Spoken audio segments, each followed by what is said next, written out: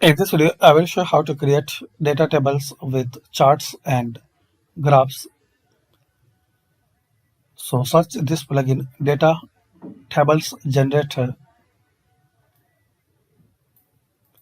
then install and activate this plugin. Using this plugin, guys, you can create data tables with charts and graphics, custom design, navigation, searching, and ordering functions. And also, guys, you can export to PDF, CSV, print, Excel, spreadsheet.